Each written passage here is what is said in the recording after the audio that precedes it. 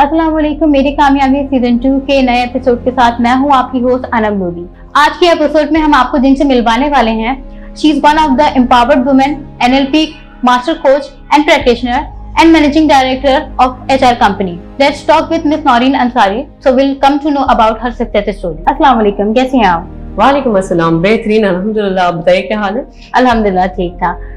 Let's talk about yourself first and your journey as an entrepreneur. Journey as an entrepreneur जो है वो मैं ये कहती हूँ कि मैं सिर्फ 2 साल की एंटरप्रेन्योर हूँ and how it is working for me, I guess अब्बू जो है वो हमेशा से ताउम्र एंटरप्रेन्योर रहे हैं, अभी भी अपना ही काम करते हैं। My husband is a entrepreneur himself. It's been 10 years that he's into business. I think that is the reason I ended up being an entrepreneur myself also. Somehow, as a kid even, always I wanted to do something of my own. So today, if I define myself as a human being, I think I'm someone who is passionate about understanding how corporate teams function and how our brains process information. And with that, as a professional, I would say I am a soft skills trainer and a personal development coach. Okay. HR company start करने के पीछे क्या reason था? HR company start करने के पीछे बड़ा ही खूबसूरत रीजन था। जॉब इसलिए छोड़ी थी शादी के 1 साल बाद क्योंकि ब्रेक लेना था। जो फैमिली बिजनेस है, जो कि हस्बैंड का बिजनेस है, क्रिएटिव मीडिया एजेंसी है by the name Brand Makers. We are sitting in their office right now. This of course is the room for Towards Brilliance, which is the HR consultancy. So while I had this decision taken कि भाई शादी के 1 साल बाद job छोड़ देनी है, अपना कुछ स्टार्ट करना है, तो back in 2019 I took that decision and I said bid farewell to that organization and then started my own personal development coaching and consulting business. Yeah. What are the services you provide to your customers? We are providing soft skills trainings. उसके साथ साथ हम लोग 1-to-1 personal development coaching भी provide करते हैं। HR outsourcing solutions होते हैं जैसे कि पेरोल हो गया, employee PMS performance management systems creations हो गई, ट्रेनिंग नीड्स एनालिसिस करने हैं वो हम लोग मैनेज कर देते हैं। रिक्रूटमेंट जो पूरा पूल मैनेजमेंट होती है वो भी हम लोग प्रोवाइड कर रहे हैं। तो it's basically it's a panel based organisation. तो there are partner consultants on board जो कि एक टुवर्ड्स ब्रिलियंस में दे manage the projects together. They come together and manage the projects.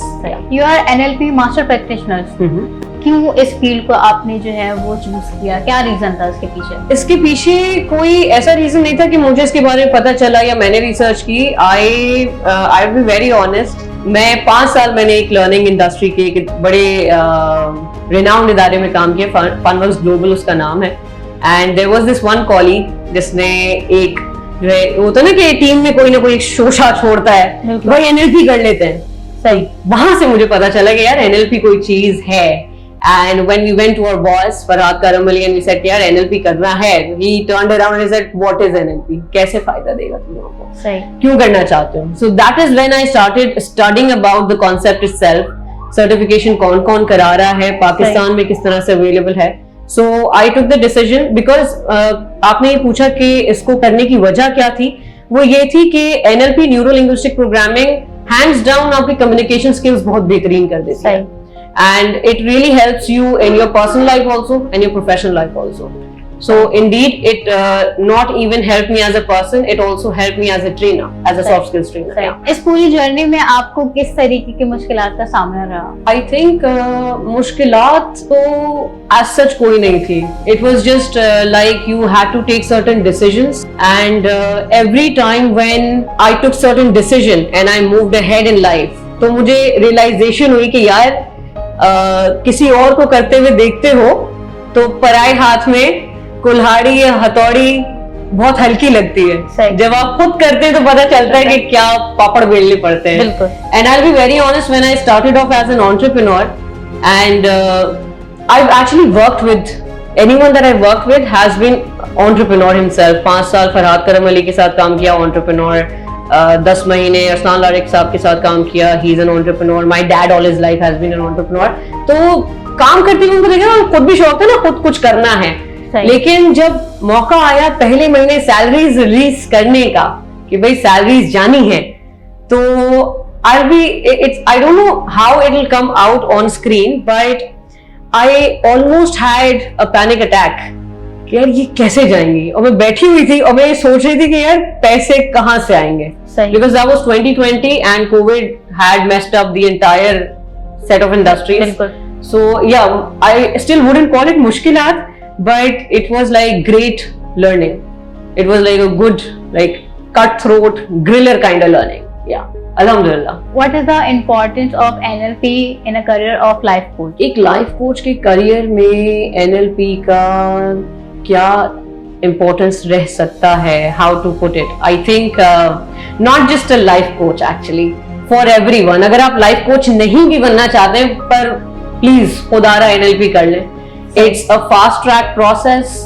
They have the makers of NLP, what they've done is like they've put together all the tools and techniques कि आप कुछ चीज समझ के जल्दी एक output, एक outcome निकाल सकते हैं। वो कोई डिग्री 4 साल की नहीं है, 8 दिन का कोर्स है, आपने कर लिया, आपको कुछ टेक्निक्स पता चल गई, when you start applying them आप गोल सेटिंग बेहतर कर सकते हैं। आप किसी और के साथ बैठकर उसकी बात सही तरीके से सुन सकते हैं, समझ सकते हैं, और अगर आपने उसे कुछ एडवाइस भी देनी है, वैसे तो हमें मना किया जाता है कि कोचिंग अगर आप करें तो आप एडवाइस नहीं दे सकते। सही। आपने उस बंदे से सवाल ऐसे करना है कि वो खुद अपने जवाब ढूंढे, आप खुद उसके ऊपर अपने सोच के हिसाब से जवाब नहीं इम्पोज कर सकते। So that's the thing, I think NLP not just for a life coach but for anyone is a great tool to have on your profile. आप क्या समझते हैं कि आपकी जो बिगेस्ट स्ट्रेंथ है वो क्या है? मेरी biggest strength I would say would be the desire to know myself better.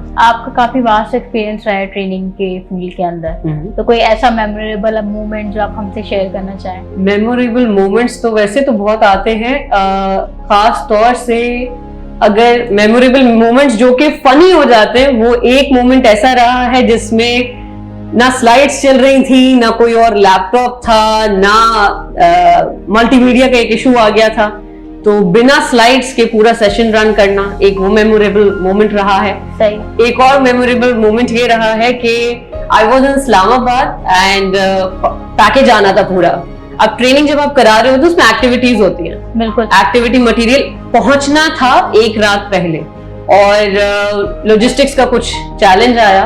सही। तो मटेरियल दोपहर में आया जिस दिन ट्रेनिंग थी। ओके। तो I ran the entire training without material. Okay. And अल्हम्दुलिल्लाह फिर भी एंगेजमेंट रही, because I just instead of getting panicked what I did, मैंने सोचा कि कौन कौन से मटेरियल्स हैं जिनका एक ऑल्टरनेटिव मुझे होटल में ही मिल सकता है। सही। So I just gathered those stationery items from the hotel. They facilitated me, alhamdulillah, and it was a great day spent. So आपके ख्याल में what is the key to success? Key to success, I would say, I'll just keep it short. I'll say making the utmost effort and planning well. That's the key to success.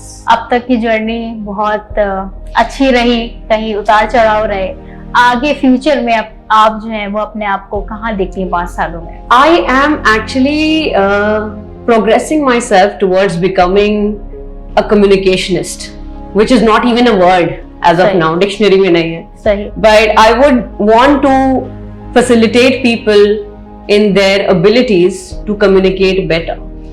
To be able to share whatever knowledge they have with another person, or even as simple as have a better relationship with another person. वो जो भी बंदा है उनकी life में, क्योंकि as human beings what we haven't still learned as a skill set is saying the right things to each other. सही। So that is something that I would like to do. Yeah. आपने बहुत सारे लोगों के साथ जो है वो सेशन पे गेम खेले होंगे और काफी इंटरेस्टिंग लगा होगा आपको सारी चीजों का, तो आज हम आपके साथ एक गेम खेलेंगे, थोड़ा एंटरटेन हो जाए। Alright then, let's do that. Okay. तो पहला हमारा गेम है रैपिड फायर। मैं आपसे क्वेश्चंस करूंगी और आपने जल्दी से जवाब देना है। Alright, we're not going controversial, are we? No, no, no. Okay. पहला क्वेश्चन है आपका, कौन सी ऐसी टेक्निक है या चीजें जो आप यूज करती हैं अपने स्ट्रेस को रिलीज करने के लिए? स्ट्रेस को रिलीज करने के लिए there are a lot of things, meditation, deep breathing, just imagining that humans do not exist, putting myself in another room. Yeah. Okay, favorite movie? Favorite movie? There are many. यानी तुम मुझसे कैसे सवाल पूछ रहे हो? एकदम से तूने पूरी टोन ही चेंज कर दी है। कोई एक जो बहुत ज्यादा पसंद हो आपको? बहुत ज्यादा पसंद है मैट्रिक्स। कॉर्पोरेट डेफिनेशन और training session? I think either of them. Nothing should be. It depends upon the work, the environment, the people that you are working with. सबसे पहले किसी से मिलते हैं तो आप क्या ऑब्जर्व करती हैं उनके अंदर? Their energy, their state. Okay, favorite city in Pakistan? Favorite city in Pakistan, I would say Faisalabad in terms of food, Islamabad in terms of the entire holistically उसकी जो look and feel है, और culturally जो rich एक लगता है वो Lahore. Lahore. Yeah. Okay, सुबह उठते ही सबसे पहले आप क्या करती हैं? सुबह उठते ही सबसे पहले I check the time. Okay, favorite song कोई? Favorite song, it's about recent To Jhoom by Coke Studio. Yeah. Okay. अपने आप को डिस्क्राइब करने के लिए कोई 3 वर्ड्स बताएं। Realistic, to the point, which is not a word, one word. Just let's take that phrase. And I think the third one would be happy. Yeah. कोई personality जिसे आप आइडलाइज करती हैं, इंस्पिरेशन आपकी? There are many people who have been my mentors, still are. They don't know they're my mentors, they're my mentors. Okay. So there are popular figures also. There are people in my friends circle also. So there are multiple people. कुछ दोस्त हैं जो अच्छी चीजें सिखा देते हैं, कुछ पब्लिक फिगर्स हैं जो बहुत ऐसी पर्सनालिटी रखते हैं जिससे सीखने को मिलता है। सही। किस्मत पर कितना यकीन रखती हैं आप? किस्मत तो कुछ भी नहीं है अगर इंसान मेहनत ना करे। दूसरा गेम हम आपके साथ जो खेलेंगे वो है tongue twister. Alright then. Tongue twister बताऊंगी और आपने 3 टाइम्स रिपीट करने हैं उनको। I'll try my best. Okay.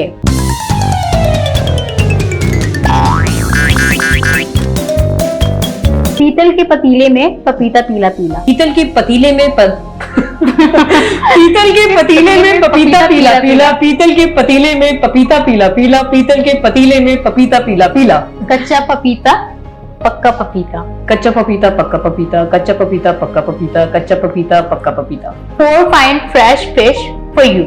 4 fine fresh fish for you, 4 fine fresh fish for you, 4 fine fresh fish for you। Thank you so much for your Thank you so precious much. Time. आपके साथ बहुत Pleasure. अच्छा लगा, games खेल के भी बहुत मजा आया। Thank you so much. उम्मीद करते हैं कि आपको भी अच्छा लगा होगा। I think I would say बहुत ब्रीफली एक बात कहना चाहूंगी, अगर आप लोग इसका जो क्रक्स है वो पिक कर सकें, अप्लाई कर सकें, तो नथिंग लाइक इट। आजकल हमारी जो एक पूरी सोशल कम्युनिटी बन गई है, we have become very negative also, और काम के हवाले से, रिश्तों के हवाले से, घर के हवाले से, ऑफिस के हवाले से, there is too much negativity in the environment, और eventually we all are running towards success. किसी ना किसी तरीके से हम कोशिश कर रहे हैं कि सक्सेस मिल जाए। हाउएवर, हमारे जो बात करने का अंदाज है, लैंग्वेज पैटर्न्स हैं, वो हम किसी और को तरक्की याफ्ता देखते हैं तो हमारे मुंह से अच्छे अल्फाज नहीं निकलते, हमारे मुंह से थोड़े से जेलसी वाले अल्फाज निकल आते हैं। My message to everyone would be कि अगर आप किसी चीज की बुराई करना शुरू कर दो ना, किसी शख्स की भी बुराई करना शुरू कर दो, तो वहां मोहब्बत नहीं रहती, और जब मोहब्बत नहीं रहती तो वो शख्स आपका नहीं होता। इसी तरीके से हर चीज के लिए है, आपका एनवायरनमेंट, आपका घर, आपका ऑफिस, जहां भी आपने अपने अल्फाज जहन में या अपने अंदाजे बयां में मंफी कर दिए, तो वो चीज आपके लिए फैज वाली नहीं रहती, वो आपके लिए नुकसान वाली बन जाती है। तो कोशिश करें, इस बात के लिए बड़े माइंडफुल रहें कि आप जब अपने ऑफिस भी जा रहे हैं या जिंदगी को भी देख रहे हैं, तो आप मंफी रह रहे हैं अपने जहन के अंदर या मस्बत अल्फाज और मस्बत लफ्जों का चुनाव कर रहे हैं। किस तरीके से आपका मेंटल जो प्रोसेस है वो चल रहा है, दिमाग में जो डाइट चल रही है वो हेल्दी है या जो टॉक्सिन से भरी हुई है। And with that note, I would just give another bit of one experience and something that one of my mentors told me once, कि भाई गोल्ड मेडल के इंतजार में नहीं रहो कि गोल्ड मेडल मिलेगा तो भागूंगा, भागो जीतो, गोल्ड मेडल खुद ब खुद आ जाएंगे। Thank you very much. उम्मीद है हमारा आज का ये एपिसोड हमारे व्यूअर्स को बहुत पसंद आया होगा। Don't forget to like, share and subscribe to our YouTube channel. See you in the next episode. Allah Hafiz.